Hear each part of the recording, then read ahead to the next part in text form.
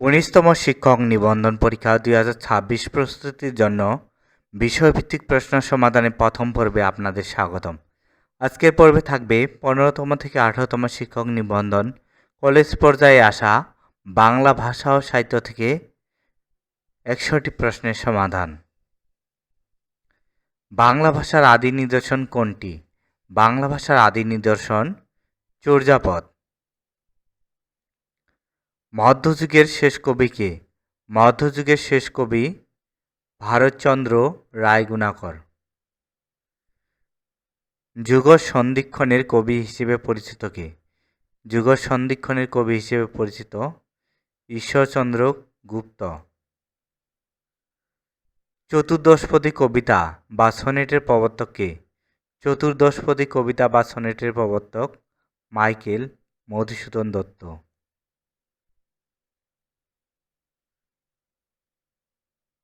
কোনটি সঠিক বানান? এখানে সঠিক বানান দন্ত নয়সি তালব্য শয় দীর্ঘই থয় রসই দন্ত নয় দীর্ঘই নিশিথিনী। রিক্সা কোন ভাষার শব্দ? রিক্সা জাপানি ভাষার শব্দ। ভানুসিংহ কার ছদ্মনাম?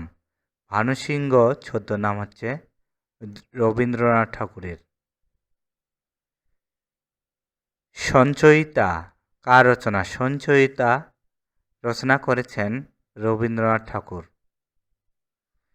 কাজী নজরুল ইসলামের বিদ্রোহী কবিতাটি কোন পত্রিকায় প্রকাশিত হয়? কাজী নজরুল ইসলামের বিদ্রোহী কবিতাটি প্রকাশিত হয় সাপ্তাহিক বিজলি পত্রিকায়। পাবক এর সমার্থক শব্দ কোনটি? এখানে পাবক এর সমার্থক শব্দ হচ্ছে অগ্নি। অলিক এর বিপরীত শব্দ কোনটি? অলিক এর বিপরীত শব্দ সত্য। সুলতানার স্বপ্ন বেগম রোকেয়া সাখাওয়াত হোসেনের রচিত উপন্যাস। বন্দি শিবির থেকে গ্রন্থটি কার লেখা? বন্দি শিবির থেকে গ্রন্থটি লিখেছেন শামসুর রাহমান। আকাশ কুসুম বাগধারাটির অর্থ? আকাশ কুসুম বাগধারাটির অর্থ এখানে অসম্ভব কল্পনা। রেশিও শব্দটির পারিভাষিক রূপ কোনটি? রেশিও শব্দটির পারিভাষিক রূপ হচ্ছে অনুপাত।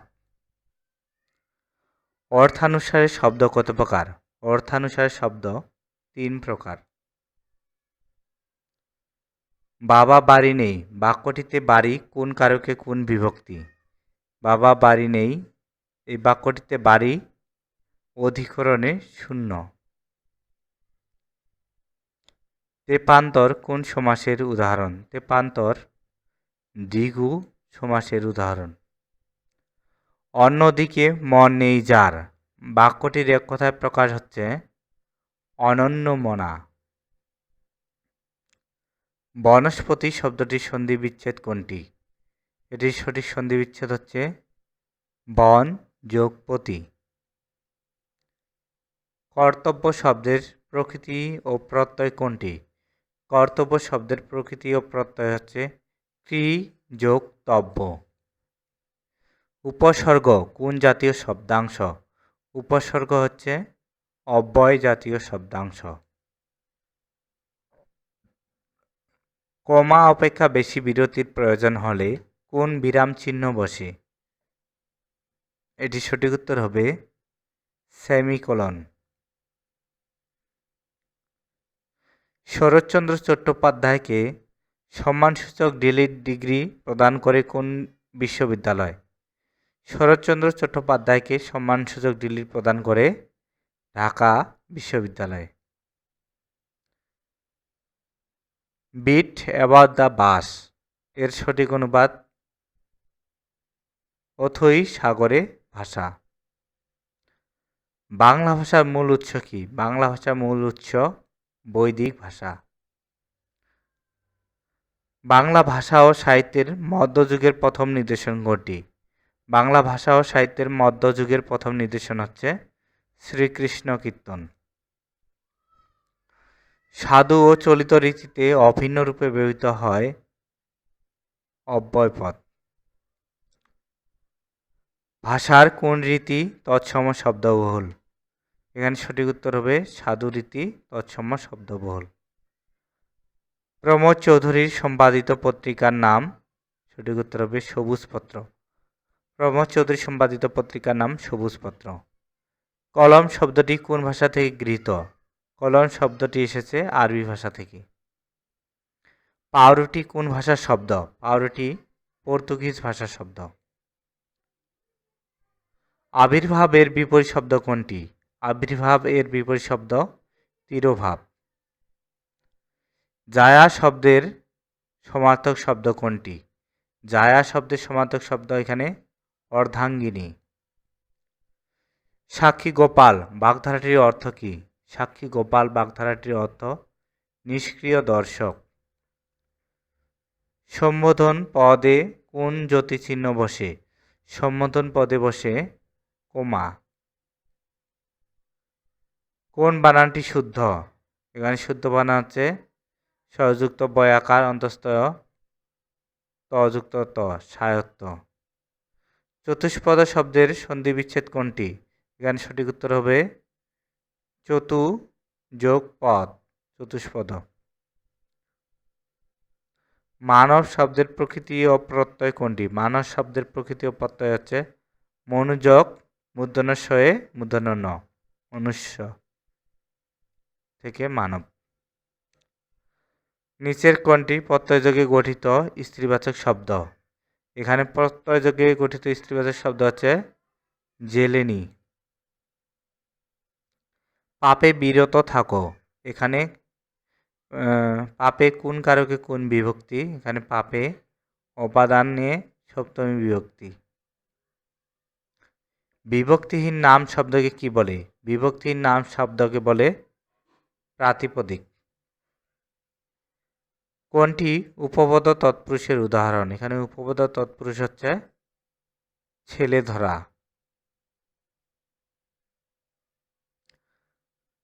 সমাসবদ্ধ পদ কোনটি? এখানে সমাসবদ্ধ পদ হচ্ছে ছাড়পত্র।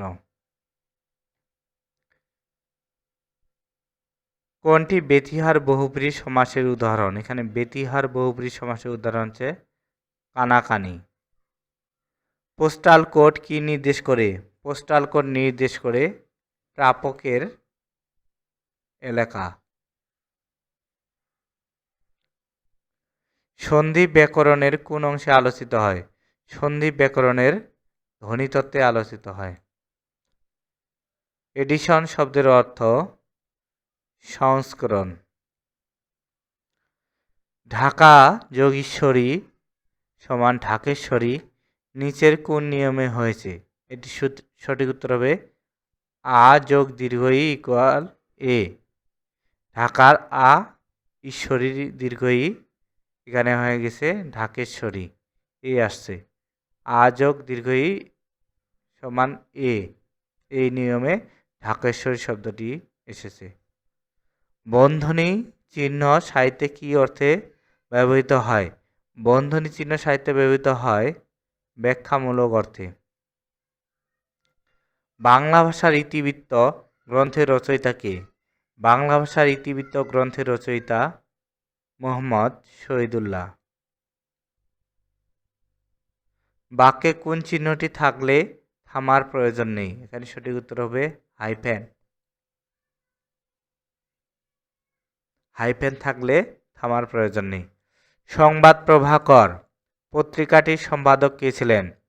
সংবাদ প্রভাকর পত্রিকাটির সম্পাদক ছিলেন ঈশ্বরচন্দ্র গুপ্ত। পানি শব্দের প্রতিশব্দ কোনটি? পানি শব্দের প্রতিশব্দ এখানে অপ এবং পয় দুটোই। কোন বানানটি শুদ্ধ? এখানে শুদ্ধ বানান হচ্ছে ময়ের রসৌ, ময় দীর্ঘ উ, রেপ মূর্ধন্য শয়ে রসৌ, মুমূর্ষু। ধামাধরা বাগধারাটির অর্থ কী? ধামাধরা বাগধারাটির অর্থ তোষামোদকারী। দর্শনীয় শব্দটির প্রকৃতি ও প্রত্যয় হচ্ছে দৃশ যোগ অনীয়, দর্শনীয়। দর্শনীয় শব্দটির প্রকৃত প্রত্যয় হচ্ছে দৃশ যোগ অনীয়। সাথী শব্দটি কোন লিঙ্গ? সাথী শব্দটি এখানে উভয় লিঙ্গ। সাপের খোলস এক কথায় প্রকাশ। সাপের খোলস এক কথায় প্রকাশ হচ্ছে নির্মুখ। রাজায় রাজায় লড়াই করছে। এ বাক্যে রাজায় রাজায় কি? এ বাক্যে রাজায় রাজায় বেতিহার কর্তা। উষ্ণ শব্দের যুক্তাক্ষরটি কোন কোন বর্ণের সমন্বয়ে গঠিত? এখানে মূর্ধন্য ষ এ মূর্ধন্য ন, অর্থাৎ সঠিক উত্তর হচ্ছে খ। কোনটি সম্প্রদান কারকের চতুর্থী বিভক্তির উদাহরণ? এখানে সম্প্রদান কারকের চতুর্থী বিভক্তির উদাহরণ হচ্ছে ভিক্ষুককে ভিক্ষা দাও। এটি সঠিক উত্তর, ভিক্ষুককে। প্রসারণের বিপরীত শব্দ। প্রসারণের বিপরীত শব্দ হচ্ছে এখানে আকুঞ্চন।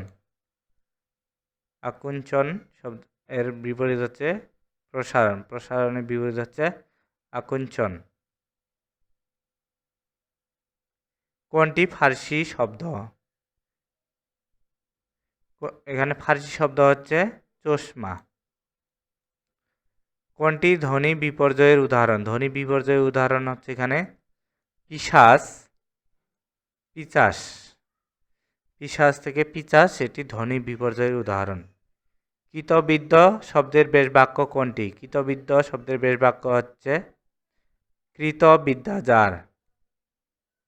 কোন সমাসে পরপদের অর্থ প্রাধান্য থাকে? পরপদের অর্থে প্রাধান্য পায় হচ্ছে কর্মধারয় সমাসে। যারা বাইরে ঠাট বজায় রেখে চলে, এক কথায় প্রকাশক বাগধারা কোনটি? সঠিক উত্তর হবে যারা বাইরে ঠাট বজায় রেখে চলে তাদের বলা হয় লেফাপা দুরস্ত।